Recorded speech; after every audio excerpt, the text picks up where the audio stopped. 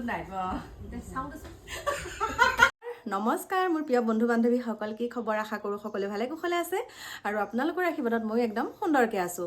আহিছোঁ সকলোৱে সুধি থকা এটা প্ৰশ্নৰ উত্তৰ দিবলৈ, আৰু সেই প্ৰশ্নটো মোক সুধি থকা বহুত দিন হ'ল। জনাসকলে জানে, কিন্তু যিসকলে নাজানে সেইসকলকহে আজি মই তেওঁলোকৰ কাৰণে এই ভিডিঅ'টো প্ৰস্তুত কৰিছোঁ। ভিডিঅ' বুলি কি আৰু, কথা কেইটা কৈছোঁ আৰু অকণমান পাৰিলে দেখাই দিম। মোৰ প্ৰিয় বন্ধু বান্ধৱীসকল, আপোনালোকে সুধি থকা প্ৰশ্নটো এতিয়া মই ক'বলৈ ওলাইছোঁ যে ডিকু দেহাৰ মাকক যে আপুনি নেদেখায় কিয়, আৰু ডিকু দেহাৰ মাক দেউতাক নাই নেকি বা কিহৰ কাৰণে নেদেখায় বুলি কৈ থাকে। গতিকে সেই প্ৰশ্নটোৰ উত্তৰটো মই এতিয়া দিম। আচলতে ডিকু দেহাৰ মাক দেউতাক আছে।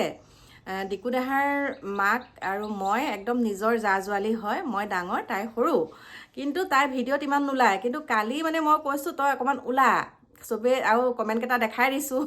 তাৰপিছত তাই মানে এতিয়া ওলাইছে আৰু মাজে মাজে তাইক আপোনালোকে দেখা পাই থাকিব বাৰু। কিন্তু লাজটো অকণমান ভাঙিব লাগিব। যেনেকৈ আমাৰতো এয়া বহুত লাজ কৰে ওলাবলৈ, পিছত নিজৰ ভিডিঅ'টো নিজে চাই পেলাই মানে তেনেকৈ লাজ কৰি থাকে, মানে হাঁহি থাকে, তেনেকুৱা ধৰণৰ। মানে আচলতে নিজে কেনেবাকৈ তাৰমানে কেমেৰাৰ আগত তেওঁলোকে অকণমান মানে নিজকে ওলালে মানে অকণমান লাজ কৰে, সেইকাৰণে নোলায়।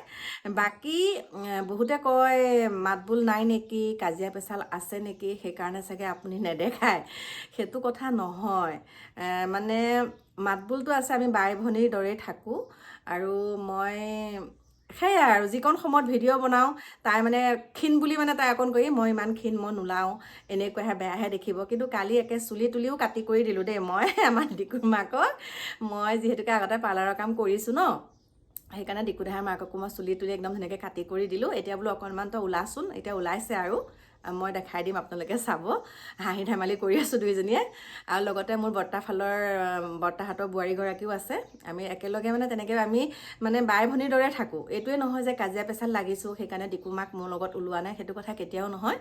মই আজি আপোনালোকক ক'লোঁ। আৰু ডিকু মোৰ দেওৰৰ ল'ৰা, মোৰ লগতে থাকে, আৰু সেইটোৱে কথা। মানে থাকে মোৰ লগত, কিন্তু মানে সি মানে মাক দেউতাকৰ ঘৰটো মানে মই পুৰণা ঘৰত আহি যোনটো ঘৰত মই প্ৰথম বিয়া হৈছোঁ সেইটো ঘৰত সিহঁত থাকে, আৰু মই এইফালে ছাইডতে অকণমানকৈ বনাই লৈছোঁ ঘৰ, ইয়াতে মই থাকোঁ। আৰু ডিকু দেহা মোৰ লগতে থাকে। এতিয়া একে ক্লিয়াৰকৈ কৈছোঁ, ডিকু আচলতে মই কওঁ মোৰ ল'ৰা আচলতে ল'ৰাই, দেওৰকৰ ল'ৰা যেতিয়া ল'ৰাই। ভতিজা বুলি ক'লে মই বেয়া পাওঁ। ভতিজা বুলি ক'লে মানে মোৰ ভাল নালাগে, সেইকাৰণে মানে মই নিজৰ ল'ৰা বুলিয়ে কওঁ। সেইটোৱে কথা। কাইলৈ আমাৰ দেহাৰ পৰীক্ষা শেষ, 26 ফেব্ৰুৱাৰীত শেষ পৰীক্ষা। তাৰপাছত আৰু আমি তাক লৈ পেলাই অকণমান ইফাল সিফাল যাম। আৰু আপোনালোকক কৈছোঁ ডিকু দেহা পঢ়াত মোটামুটি ঠিকেই আছে, কিন্তু মানে এতিয়া ইংলিছৰ পৰীক্ষা, তাৰপিছতে মেথছৰ পৰীক্ষা ইমান ভাল হোৱা নাই বুলি কৈছে। গতিকে সেইটো ভগৱান জানে, আমিতো আৰু যিমানখিনি যত্ন ল'ব লাগে লৈছোঁ, আৰু ক'বহে পাৰি। এছাৰি আগত বিদ্যা হ'লেও মানে আমি ইমান তাক মাৰিব কৰিব নোৱাৰোঁ। একে আপোনালোকক ক্লিয়াৰকৈ কৈছোঁ, একে ভগৱান জানে আৰু কি কৰে ৰিজাল্ট। মই আহি পেলাই মানে ভাল হৈছে বুলি কয়, আৰু সেইকাৰণে মই আপোনালোকে সুধিলে কওঁ আৰু মানে পৰীক্ষাটোতো ভাল হৈছে বুলি কয়, এক ভগৱান জানে বুলি কৈ থওঁ উত্তৰটো। গতিকে ৰিজাল্টেহে ক'ব সেইদিনাখন কি কান্দিবই লাগে নে হাঁহিবই লাগে ভগৱান জানে। মোৰ পৰীক্ষা দিবলৈ গ'লে ইয়াত বুকুখন ধপধপাই থাকে, সময়টো চাই থাকোঁ, সেই ভগৱান পৰীক্ষা শেষেই হ'ল দেখোন 12টা বজাত, কিবা লিখিলে কিবা একদম মানে সেইটোকে মানে বুকুখন একে কঁপি থাকে। এতিয়া মোৰহে চিন্তা, তাৰ কিন্তু টেনশ্যনেই নাই, মানে একদম হ'ব নহয় তেনেকুৱা ধৰণৰ কথা। মানে এনেকুৱা এটা ভাবিছে পৰীক্ষা জেনেৰেল পৰীক্ষা নিচিনা বুলি ভাবি আছে, কিন্তু মেট্ৰিকটো যে মেইন সেইটো সিহঁতৰ মনলৈ মানে অহাই নাই।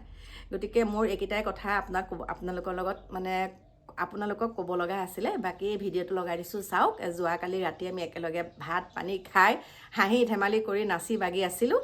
ডিকু মাকো আছে, গতিকে দেখাইছোঁ চাওক, আৰু লগ পাম আপোনালোকক নতুন এটা ভিডিঅ'ৰ সৈতে। এতিয়া বাই বাই।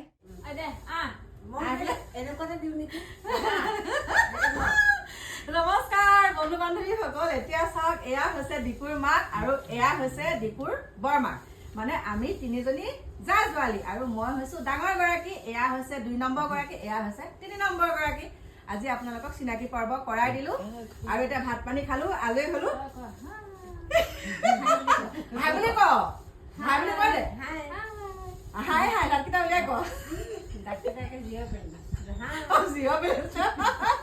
উঠি যাব নুঠে। এতিয়া সকলোকে গুড নাইট দিছোঁ, গুড নাইট বুলি ক। গুড নাইট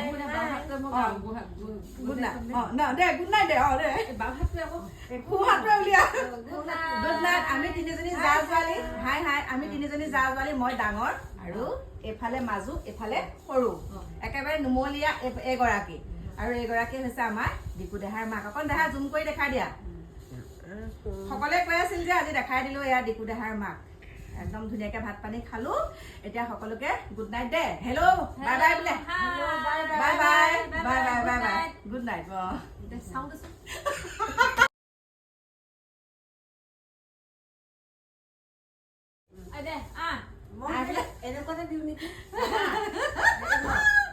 নমস্কাৰ বন্ধু বান্ধৱীসকল এতিয়া চাওক এয়া হৈছে দীপুৰ মাক আৰু এয়া হৈছে দীপুৰ বৰমাক মানে আমি তিনিজনী জা ছোৱালী আৰু মই হৈছো ডাঙৰ গৰাকী এয়া হৈছে 2 নম্বৰ গৰাকী এয়া হৈছে 3 নম্বৰ গৰাকী আজি আপোনালোকক চিনাকি পৰ্ব কৰাই দিলো আৰু এতিয়া ভাত পানী খালো আজৰি হলো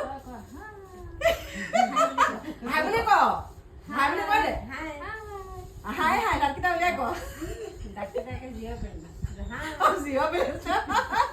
উঠি যাব নুঠে এতিয়া সকলোকে গুড নাইট দিছো গুড নাইট বুলি ক গুড নাইট গুড নাইট দে গুড নাইট দে দে সোঁহাতটোৱে উলিয়া গুড নাইট আমি তিনিজনী জা ছোৱালী হাই হাই আমি তিনিজনী জা ছোৱালী মই ডাঙৰ আৰু এইফালে মাজু এইফালে সৰু একেবাৰে নুমলীয়া এগৰাকী আৰু এইগৰাকী হৈছে আমাৰ দীপু দেহাৰ মাক অকণ দেহা জুম কৰি দেখাই দিয়া সকলোৱে কৈ আছিল যে আজি দেখাই দিলো এয়া দীপু দেহাৰ মাক একদম ধুনীয়াকে ভাত পানী খালো এতিয়া সকলোকে গুড নাইট দে হেল্ল' বাই বাই বোলে bye bye bye bye bye bye good night